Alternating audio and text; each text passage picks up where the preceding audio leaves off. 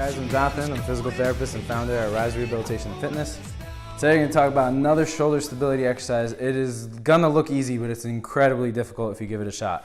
Foam roller is pretty common in the fitness industry now to kind of roll out any muscles and get rid of any soreness. It's also great for stability to use it as an exercise in this case. So what I'm going to do is have Abe foam roll, we call it, up the wall. So what he's going to do is, he could come and get like on the side. So what he's going to do is have his arms up against, don't roll it up just yet. He's going to use his forearms to roll the ball, to roll the foam up the wall. A lot of times people use their fingers and it ends up becoming like a fingertip exercise because then they just use their fingers to roll it up. What you got to use is your forearms. If you do this enough times, I suggest just try to get 8 done and see how you feel. When you're at the peak, you're going to lift up and then lift up the other one. At that point, you're getting lower trap. So lifting your arm off, you're awakening lower trap, which is very important for shoulder stability, especially overhead work. That's a pretty weak muscle in the majority of people because we sit a lot and we overstretch that muscle and don't really use it. And you're just going to roll it back down.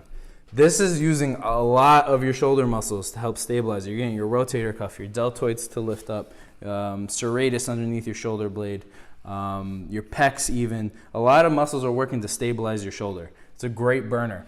Another thing you could do to make this a little bit more difficult is to add a band around the wrist. So you go crisscross them.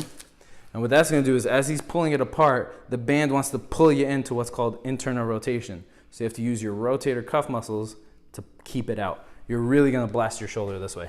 Same idea. He's always going to have the shoulder width apart at his forearms. As you're doing this, it's going to want to bring you in closer. His head just went down because he has to work so much harder right now.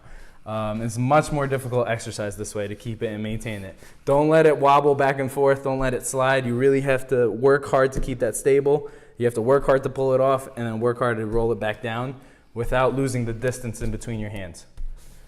He's working at it. How's that feel? Hard. This is a burner. This is great shoulder stability.